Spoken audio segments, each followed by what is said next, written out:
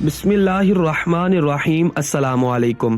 29 نومبر 1947 کو اقوام متحدہ کی جنرل اسمبلی نے فلسطین کی تقسیم کا منصوبہ منظور کیا۔ 14 مئی 1948 کو ڈیوڈ بن گوریان نے اسرائیلی ملک کے قیام کا اعلان کیا۔ 15 مئی 1948 کو یعنی اعلان کے اگلے روز ہی کئی اسلامی ممالک نے اسرائیل پر حملہ کر دیا۔ بعد کے کئی برسوں میں بھی اسرائیل پر اسلامی ممالک کی طرف سے حملہ کیا جا چکا ہے۔ اسرائیل کا معاشی مرکز تل ابیب ہے، جبکہ سب سے زیادہ آبادی اور صدر مقام یروشلم کو کہا جاتا ہے۔ تاہم بین الاقوامی طور پر یروشلم کو اسرائیل کا حصہ نہیں مانا جاتا۔ پیارے دوستو، اسرائیل میں زیادہ تر یہودی آباد ہیں جو فلسطینیوں کی زمینوں پر قبضہ کر چکے ہیں۔ آج کی اس ویڈیو میں ہم آپ کو اسرائیلی ملک اور یہودیوں کی تاریخ بتائیں گے، مگر ویڈیو کے آغاز سے قبل آپ سے ایک چھوٹی سی گزارش ہے، ہمارے چینل کو سبسکرائب کریں، ساتھ میں لگے بیل آئیکن کو ضرور پریس کریں تاکہ ہماری آنے والی تمام اپڈیٹس آپ کو بر وقت ملتی رہے۔ پیارے دوستو، یہودی اللہ تعالیٰ کی بہت لاڈلی قوم تھی۔ یہ حضرت یعقوب علیہ السلام کے 12 بیٹوں کی اولاد سے ہے۔ اسرائیل حضرت یعقوب علیہ السلام کا لقب تھا، جس کی بنا پر یہودیوں کو بنی اسرائیل کہا جاتا ہے۔ اس قوم میں اللہ تعالیٰ نے بہت جلیل القدر انبیاء کرام کو مبعوث فرمایا، جن میں حضرت موسیٰ علیہ السلام، حضرت ہارون علیہ السلام، حضرت زکریا علیہ السلام، حضرت یحییٰ علیہ السلام، حضرت داؤد علیہ السلام، حضرت سلیمان علیہ السلام اور حضرت عیسیٰ علیہ السلام ہیں۔ حضرت یعقوب علیہ السلام اور ان کے 12 بیٹے، جنہوں نے شدید قحط کے دور میں کنعان چھوڑا اور شمالی مصر کے علاقے گوشن میں آباد ہوئے۔ شروع میں تو انہیں مصر میں زرخیز زمینیں دی گئیں، تاہم صدیوں بعد مصری فراعنہ کی حکومت نے انہیں اپنا غلام بنا لیا تھا۔ قرآن کریم اور سابقہ مقدس کتاب اس کی تصدیق کرتی ہیں۔ کم و بیش 400 سال کی غلامی کے بعد اللہ تعالیٰ نے حضرت موسیٰ علیہ السلام کو یہودیوں کو فرعون سے رہائی کے لیے بھیجا۔ حضرت موسیٰ علیہ السلام اور ان کی قوم معجزانہ طور پر ہجرت کر کے مصر سے باہر نکلے اور واپس اپنے آبائی وطن کنعان لوٹے۔ یہودی قوم غلامی سے آزادی کے بعد انہوں نے موسیٰ علیہ السلام کے حکم کی عدولی کی اور کنعانی قبیلے سے لڑنے سے انکار کیا، جس کی سزا میں بنی اسرائیل 40 سال کی مدت تک سینا کے ریگستان میں گمراہ پھرتے رہے، جہاں انہیں من و سلوہ ملتا رہا۔ پھر انہوں نے 1400 قبل از مسیح میں یوشع بن نون کی زیر قیادت کنعان فتح کیا۔ بائبل کی تحریروں کے مطابق صحرا میں رہنے کی مدت کے دوران میں بنی اسرائیل کو 10 احکام کوہ سینا پر اللہ سے موسیٰ علیہ السلام کے ذریعے موصول ہوئے۔ کنعان میں داخل ہونے کے بعد ہر ایک قبیلے کو آباد ہونے کے لیے زمین کا حصہ دیا گیا۔ ناظرین، ان میں اللہ تعالیٰ نے حضرت داؤد علیہ السلام اور حضرت سلیمان علیہ السلام جیسے جلیل القدر انبیاء کرام کو بھی پیدا کیا۔ ناظرین، حضرت داؤد علیہ السلام نے مسجد اقصیٰ کی تعمیر نو کی، مگر مسجد اقصیٰ کی تعمیر مکمل ہونے سے قبل ہی آپ علیہ السلام کا انتقال ہو گیا۔ آپ علیہ السلام کے بیٹے حضرت سلیمان علیہ السلام نے آپ کے حکم کے مطابق مسجد اقصیٰ کی تعمیر نو مکمل کی اور اس کے ساتھ ہی اپنا ایک ہیکل تعمیر کیا۔ ناظرین، ہیکل کے معنی دربار کے ہیں، جہاں حضرت سلیمان علیہ السلام اپنے خلفاء کے ساتھ بیٹھا کرتے تھے۔ پیارے ساتھیوں، اللہ تعالیٰ نے یہودیوں پر اپنی بہت سی نعمتوں کا نزول کیا، مگر انہوں نے اللہ تعالیٰ کی نافرمانیاں کی اور بہت سے نبیوں کو قتل کیا، جن میں ان کے اپنے قبیلے کے حضرت زکریا علیہ السلام اور حضرت یحییٰ علیہ السلام بھی شامل ہیں۔ ناظرین، یہی وہ لوگ ہیں جو حضرت عیسیٰ علیہ السلام کو صلیب دینے کے مرتکب ہوئے۔ 586 قبل از مسیح میں یہ ریاست 2 حصوں میں تقسیم ہو گئی۔ جنوبی علاقے پر بابل کے لوگوں نے قبضہ کر کے تباہی مچا دی اور بنی اسرائیل کو وہاں سے نکال کر اپنا غلام بنا لیا۔ ہوا کچھ یوں کہ جب یہ قوم نافرمانیوں میں حد سے بڑھ گئی، تب اللہ تعالیٰ نے ان پر عذاب کی صورت میں بخت نصر نامی بادشاہ کو مسلط کیا، جس نے ہزاروں یہودیوں کو قتل کر دیا، ہزاروں یہودیوں کو اپنا غلام بنا لیا اور ہیکل سلیمانی کو توڑ دیا۔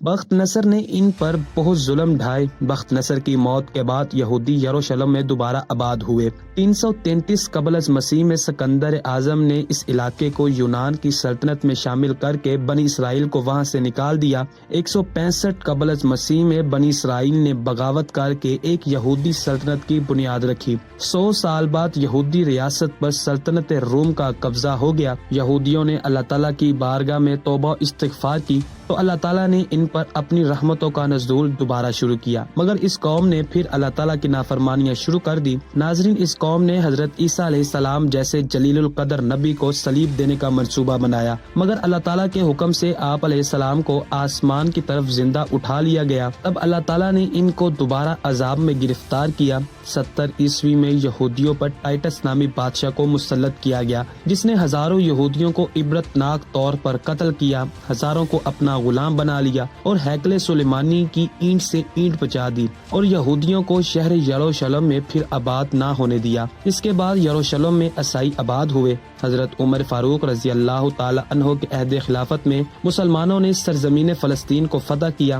سینکڑوں سال تک سرزمین فلسطین مسلمانوں کے ہاتھوں میں رہی۔ پھر مسلمانوں کی کوتاہیوں کی بنا پر عیسائیوں نے وہاں کنٹرول دوبارہ سنبھال لیا۔ اس کے بعد سلطان صلاح الدین ایوبی نے سرزمین فلسطین کو فتح کیا اور مسجد اقصی پھر مسلمانوں کے ہاتھوں میں دوبارہ واپس آ گئی۔ ناظرین، مسجد اقصی سرزمین فلسطین اور موجودہ اسرائیل یہ عثمانی دور حکومت تک مسلمانوں کے کنٹرول میں رہا، مگر پہلی جنگ عظیم کے بعد سلطنت عثمانیہ اپنے زوال کی طرف بڑھنا شروع ہو گئی، اور سلطنت عثمانیہ کے سلطان عبد الحمید ثانی کی حکومت میں یہودیوں کی سرزمین فلسطین میں دلچسپی پیدا ہوئی۔ انہوں نے سلطان عبد الحمید ثانی کو بہت بڑی رقم کی پیشکش کی۔ ناظرین، اس وقت سلطنت عثمانیہ اپنے بدترین دور سے گزر رہی تھی۔ یورپی یہودیوں کا یہ خیال تھا کہ سلطان کبھی بھی اتنی بڑی پیشکش کو رد نہیں کرے گا، مگر سلطان عبد الحمید ثانی نے غیرت ایمانی کا مظاہرہ کرتے ہوئے یہودیوں کو دو ٹوک الفاظ میں جواب دیا کہ سرزمین فلسطین کو ہمارے آباء و اجداد نے خون دے کر حاصل کیا، میرے ہوتے ہوئے تم فلسطین میں آباد نہیں ہو سکتے۔ ہاں، ہو سکتا ہے میرے مرنے کے بعد شاید تم اس سرزمین میں آباد ہو اور اس سرزمین کو مفت میں ہی حاصل کر لو، مگر میرے ہوتے ہوئے تمہیں وہاں سے ایک انچ زمین بھی نہیں دی جائے گی۔ ناظرین، یہودیوں نے عثمانی فوج کی آنکھوں میں لالچ کو دیکھ لیا۔ انہوں نے عثمانی فوج میں ایسے لوگوں کو بھرتی کروانا شروع کر دیا جو بظاہر نام کے تو مسلمان تھے، مگر ان کے دل و دماغ یہودیوں کے کنٹرول میں تھے۔ یہودیوں نے بڑی چالاکی سے سلطان عبد الحمید ثانی کی سلطنت کا خاتمہ کیا۔ پہلی جنگ عظیم میں سلطنت عثمانیہ کے شکست کے بعد 4 بر اعظموں پر پھیلی سلطنت عثمانیہ سمٹنا شروع ہو گئی۔ ناظرین، جن علاقوں میں سلطنت عثمانیہ کی حکومت تھی، ان میں سے بہت سے علاقے برطانیہ کے کنٹرول میں چلے گئے، جن میں سرزمین فلسطین بھی تھی۔ اس سرزمین پر اس وقت یہودی اقلیت اور عرب اکثریت کے ساتھ دیگر چھوٹی نسلی گروہ میں آباد تھے۔ یہودیوں اور عربوں کے درمیان کشیدگی اس وقت بڑھی جب عالمی برادری نے برطانیہ کو یہودیوں کے لیے فلسطین میں ایک قومی گھر تشکیل دینے کی ذمہ داری سونپی۔ یہ کام 1917 کے بلفور اعلامیے کے تحت ہوا، جو اس وقت برطانیہ کے وزیر خارجہ تھے۔ آرتھر بلفور نے یہودیوں کے ساتھ وعدہ کیا تھا کہ وہ یہودیوں کو سرزمین فلسطین میں دوبارہ آباد کروائے گا۔ سن 1920 اور 1940 کی دہائیوں کے درمیان اس علاقے میں رہائش اختیار کرنے کی خاطر پہنچنے والے یہودیوں کی تعداد میں اضافہ ہوا۔ ان میں سے بہت سے لوگ یورپ میں ظلم و ستم، خاص طور پر دوسری عالمی جنگ میں نازی ہولوکاسٹ سے جان بچا کر یہاں آ رہے تھے۔ اس صورتحال میں یہودیوں اور عربوں کے مابین اور برطانوی راج کے خلاف تشدد میں بھی اضافہ ہوا۔ سن 1947 میں اقوام متحدہ نے فلسطین کو 2 الگ الگ یہودی اور عرب ریاستوں میں تقسیم کرنے کی منظوری دی اور بیت المقدس کو ایک بین الاقوامی شہر قرار دیا گیا۔ ناظرین، 14 مئی 1948 کو ڈیوڈ بن گوریان نے اسرائیلی ملک کے قیام کا اعلان کیا، جس کی اسلامی ممالک نے شدید مخالفت کی، اور اسرائیل کے قیام کے اعلان کے اگلے ہی دن 5 عرب ممالک نے اس نئے ملک پر حملہ کر دیا۔ اس دوران لاکھوں فلسطینیوں کو ان کے گھروں سے بے دخل کر دیا گیا اور اس علاقے کو تباہی کے نام سے یاد رکھا جاتا ہے۔ سن 1949 میں جب جنگ بندی کے نتیجے میں لڑائی ختم ہوئی تو اسرائیل نے زیادہ تر فلسطینی علاقے پر قبضہ کر لیا تھا۔ اردن نے اس علاقے پر قبضہ کیا جو غرب اردن یا مغربی کنارے کے نام سے مشہور ہوا، جبکہ مصر نے غزہ پر قبضہ کر لیا۔ بیت المقدس کے مغربی حصے پر اسرائیلی افواج اور مشرقی علاقے پر اردنی افواج کا کنٹرول تھا، کیونکہ وہاں کبھی بھی امن معاہدہ نہیں ہوا تھا۔ اس کے بعد کئی دہائیوں میں مزید جنگیں اور لڑائیاں ہوئیں۔ سن 1967 میں ہونے والی جنگ میں اسرائیل نے مشرقی بیت المقدس اور غرب اردن کے ساتھ ساتھ شام کی گولان کی پہاڑیوں،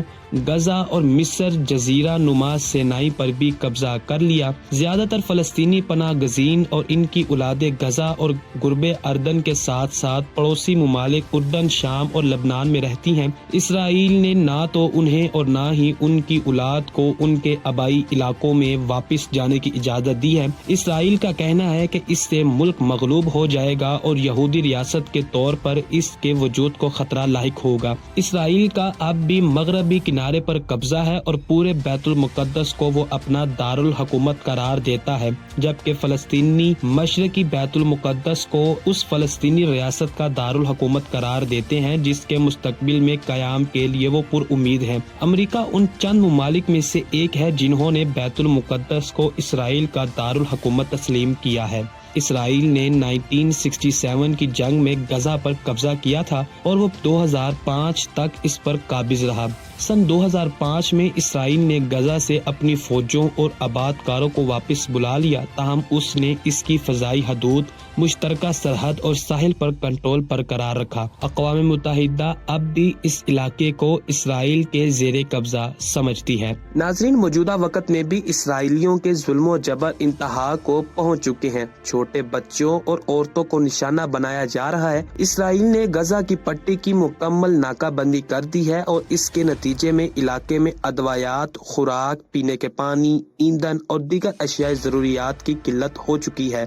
معصوم کلیوں کو اسرائیلی فوجی اپنے پیروں تلے روند رہے ہیں، مگر ساری دنیا اس معاملے میں خاموش تماشائی بنی ہوئی ہے۔ امریکہ جو اسرائیل کا سب سے قریبی اتحادی ہے، اس نے یہودی ریاست کو $260 ارب سے زائد کی فوجی اور اقتصادی امداد دی ہے۔ اس نے حماس کے حملے کے بعد اضافی ساز و سامان، فضائی دفاعی میزائل، گرینیڈ بم اور گولہ بارود کا بھی وعدہ کیا ہے۔ روس کے صدر ولادیمیر پوٹن نے مشرق وسطی میں امن کی عدم موجودگی کا ذمہ دار امریکی پالیسی کو قرار دیا ہے۔ ایران اسرائیل کا سب سے بڑا دشمن حماس کے ساتھ ساتھ حزب اللہ کا کلیدی حامی ہے، جس کی عسکریت پسند حماس کے حملے کے بعد سے تقریباً روزانہ اسرائیلی فوجی کے ساتھ فائرنگ کا تبادلہ کر رہی ہے۔ ناظرین، حضرت علی علیہ السلام کا قول ہے کہ حکومت کفر پر تو قائم رہ سکتی ہے مگر ظلم پر نہیں۔ اقوام متحدہ جو خود کو انسانیت کا علمدار کہتی ہے، اسرائیل اور فلسطین کے معاملے میں وہ اندھے ہو چکے ہیں۔ اسرائیل انسانیت کی دھجیاں اڑا رہا ہے اور امریکہ اس کا ہر لحاظ سے مکمل ساتھ دے رہا ہے۔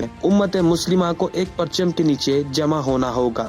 دشمن پوری کوشش کر رہا ہے کہ ان میں پھوٹ ڈالی جائے اور کس طرح سے مسلمانوں کو دنیا سے ختم کر دیا جائے۔ اللہ تعالیٰ سے دعا ہے کہ اللہ تعالیٰ امت مسلمہ کو عقل سلیم عطا کرے اور امت کو اتحاد نصیب فرمائے۔ کمنٹ سیکشن میں آمین ضرور لکھے گا۔ ملتے ہیں ایک نیکسٹ ویڈیو میں، تب تک کے لیے اللہ نگہبان۔